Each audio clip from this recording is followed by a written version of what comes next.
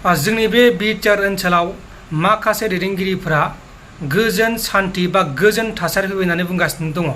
नाथाय सान्थिया बोरो गले गले बायदि बुथारनाय जाथाय, बर'खौ इनाय खालामनाय जाथाय, बर'फोरखौ जिनाहारि खालामनाय, मोसौ सिखावना सन्देह खालामनानै बुथारनाय आरो सिखावना सन्देह खालामनानै बुथारनाय गोबां जाथाया जागासिनो दङ।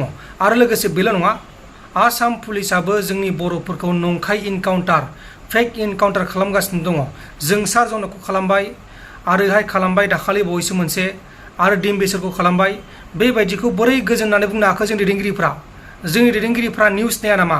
बिसोर जे मिथिया नामा? जोंनि बे बिटिआर ओनसोलावनो बर'फोरनि जायगायावनो सासे बर' सुबुंखौ सासे हारसा मानसिया बुनानै बुथारदों। गिबियावनो बेखौ खोनासं, अब्ला बुजिगोन। आं माखासे मोनसे दामनानै बेखौ खोनासंहरो। बिटिआर तामुलपुरनि मोनसे बिग ब्रेकिं निउज। फिन आरोबाव तामुलपुर तिनिपुख्रियाव सासे बर' सुबुंखौ बुयै जिउ फोजोबदों boloi मुंनि सुबुङा। तामुलपुरनि तिनिपुख्रियाव मरेल पुलिसिंनि मोनसे जाथाय। सिखावनि सन्देहआव बुयै सासे सुबुंखौ बुथारदों। सिखावनि सन्देहआव बिनोद ब्रह्म मुंनि सुबुंखौ बुयै बुथारदों तामुलपुरनि तिनिपुख्रियाव। थारैनो मा जामारदों जोंनि बिटिआरआव? एखमब्ला जिनाहारि, एखमब्ला बुथारनाय, एखमब्ला मरेल पुलिसिं। बिनोद ब्रह्म मुंनि सुबुंखौ boloi मुंनि सुबुङा दिरुंजों खानानै बुयै जिउ फोजोबनायनि अजद। जाथायसालियाव पुलिस बिफाना थांनानै जाथायनि सायाव बिजिरगासिनो दं। दायनिगिरि boloi मुंनि सुबुङा दासान्दि खारखोमानानै दं।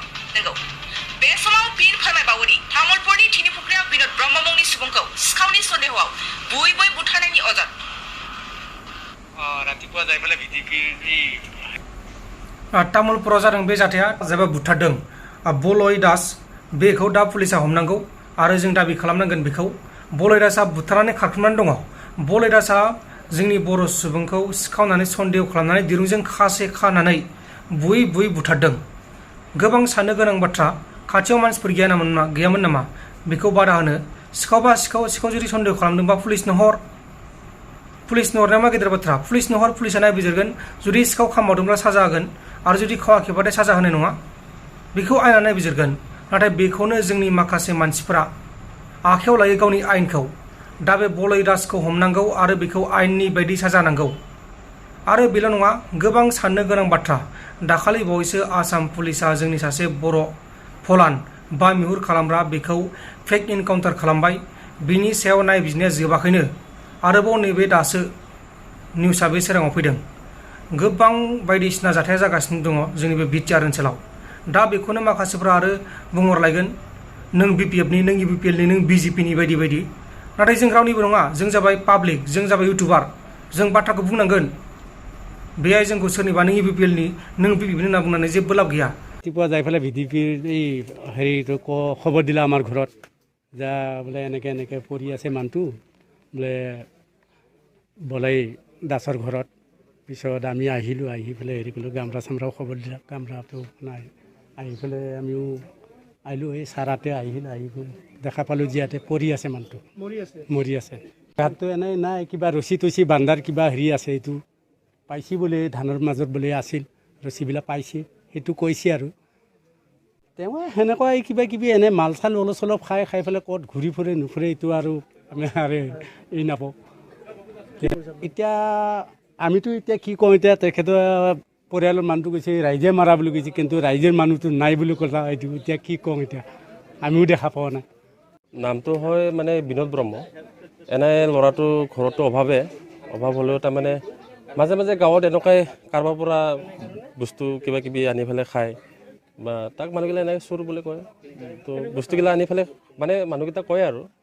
তো সেইদিনা ইয়াতে জুৱা খেলাও চলি থাকে ইহঁতৰ ঘৰত। তো জুৱা খেলা হয়তো চাব আহিছিল চাগে।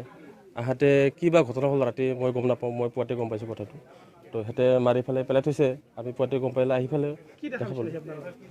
দেখা পাওঁতে এইফালে ৰছীটো দেখা পাইছোঁ। তাৰপিছত ইয়াতে টৰ্চ এটা আছিলে, তাৰপিছত লাইটাৰ এটা আছিলে, কিন্তু বাকী দেখা পোৱা নাই। মানুহটো মাৰিব লাগিছে। আৰু যোন মানুহে মাৰিছে আমি সুধি পেলাই গম পাইছোঁ, যোন মানুহে মাৰিছে এতিয়া মানুহটো পলাই আছে, boloi বোলে মানুহটো নাই এতিয়া। সন্ধিয়া মানে সি কৈছে, তাৰ ওচৰৰ মানুহকেইটা কৈছে boloi মাৰিছে বোলে, কিন্তু মানুহটো এতিয়া নাই। আমি বিচাৰি আছিলোঁ, কিন্তু পোৱা নাই মানুহকেইটালৈকে।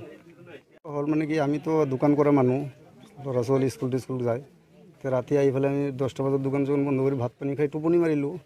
তাৰপিছত ঠিক 3:30 মান অনুমান 3:30 মান বজাত এই ভাইটিক বোলে ফোন কৰিছে খুৰাৰ ল'ৰাক কমল নামৰ এই ঘৰৰ ল'ৰাটোৱে ফোন কৰিছে ফোন কৰাৰ পিছত এওঁ মোক কৈছে দাদা এনেকৈ বলাইৰ ঘৰত বোলে কমলে ফোন কৰিছে চোৰ ধৰছি বল যাওঁ মাতি আছে আমাক তাৰপিছত আমি আহিলোঁ লগে লগে মই গোবিন্দ আৰু এই গাঁৱৰ ল'ৰা আৰু এটা আছে পিংকু 3জন আহিলোঁ পিছত বিপুল নামৰ ল'ৰা এটা আহিল 4জন আহিলোঁ আহি ফালে চাওঁ যে অৱস্থাই শেষ হ্যাঁ এইফালে তামোল গাছটো বান্ধা আছে